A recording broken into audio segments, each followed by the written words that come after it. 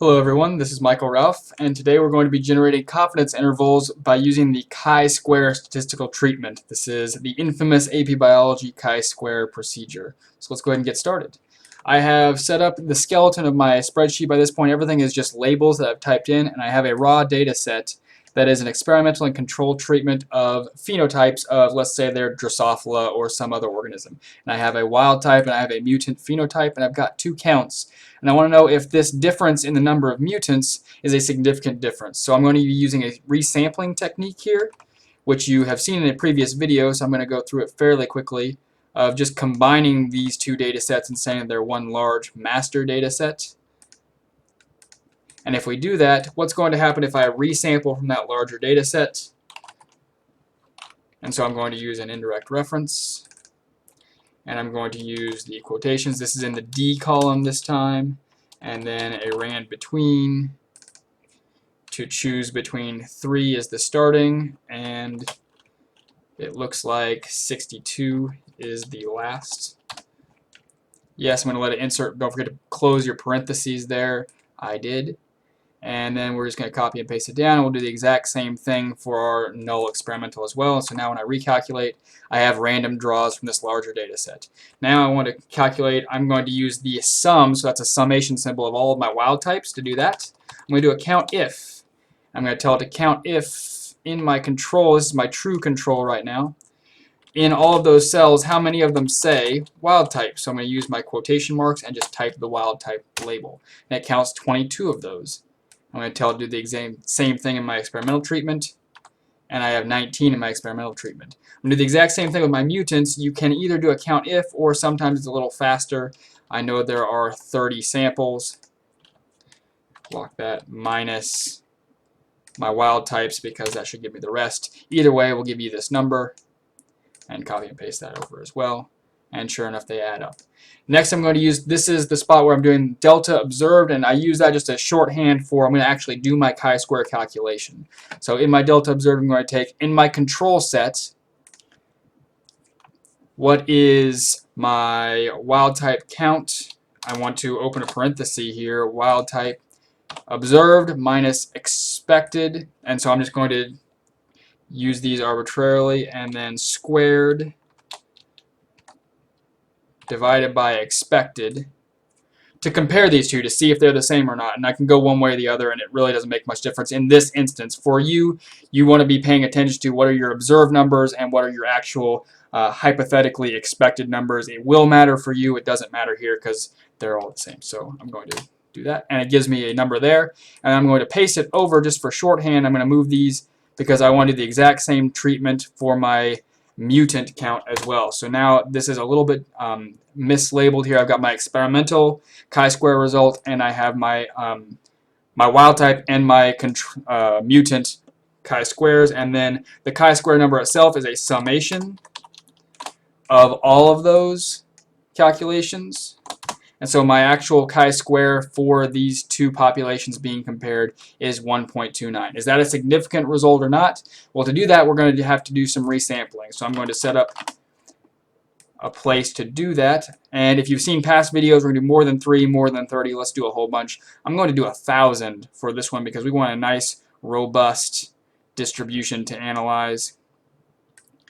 So in this 1,000 trials, remember, the first one is just going to be a direct reference to our chi-squared down there. And so let's get that set up. It's going to be the exact same thing that we did up here, except we're going to do it for our resampled data sets. And wild type. Do the exact same thing for our null experimental. Equals, I'm going to fast track it even a little more this time by not doing a reference, just because I know what that number is off the top of my head. This is observed, parenthesis, observed minus expected, squared, that's a caret, it's on the 6th button, divided by expected. Remember, it doesn't matter here how I do it, it will matter how you do it in your data set, so pay attention your measured numbers and your expected numbers. I've got both those chi-square results, and then the sum of the two. So now when I recalc, Sure enough, I get a nice chi-square number. And now I'm going to do some what-if analysis to do that a great many times. 1,000 times specifically. So I'm going to go to my data, what-if analysis data table. Remember, leave the row input empty. Column, choose an empty cell. Trust me, it's weird, but it works. And now when I recalc, I get many, many, many trials, which is a good thing. Let's continue with our analysis. Let's start with the max and min just to help us describe this data set. So of these 1,000 experiments, what was the max? Pretty high there, and it's going to be a little faster to type it this way. Let's copy it over and change it to minimum. Min was 0. That is predictable. So between 53 and 0, that's a really wide spread. But if you look at the numbers, not very many of them get all the way up to 53. So I want a little bit better description. I'm going to ignore those extreme results. And I'm going to do it every half value, but I'm going to do a pretty significant spread. So I'm going to do all the way up to 20 for my bins. Even though I'm going to omit a few of them, that's okay. We'll take that into account here in just a second. So for my frequency data array in our data here, how often do these various categories arise? There we go. Close, Control-Shift-Enter to fill in the entire data table. And you can see we've got a fair number of zeros showing up already. And let's see how many we have omitted. So let's do our data set size here, and let's do a sum. We know that we did 1,000 trials, but we also know that we've omitted a couple of those trials. Yep, so we've got 5 that are even more extreme than 20. And so we just want to know that to take that into account for our frequencies. So it's going to be this one divided by all of them that are represented in this trial. And it's okay, we'll just ignore those couple of even more extreme results in our graph because we'll get the idea with just this distribution. It'll be alright. So recalc, and sure enough, they all show up appropriately. I have changed those to nice pretty percentages rather than the decimal points, and I'm going to put it right here. And you can see that in our distribution, let's tell Excel to label those correctly because good labels are really necessary to properly understand a pattern. There we go. And now let's have a look here, and we can see that we have a lot of pretty close chi-square results, and then as we go further out, it tapers off a little lower and a little lower. Now let's think again, what is our critical value? How unlikely does a chi-square value have to be in order for it to be a significant result?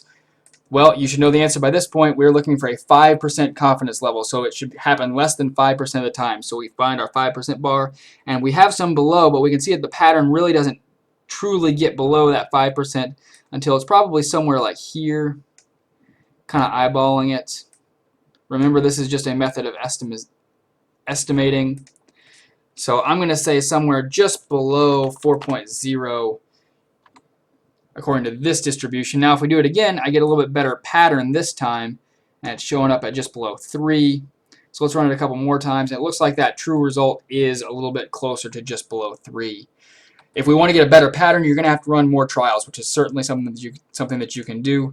And so I'm going to change this. So it looks like our critical value is estimated at just below 3. So knowing that, we see that 1.29, 1.3 is actually fairly likely, and we will fail to reject the null hypothesis here. These two are close enough that we cannot distinguish them as two different phenomena according to this data set.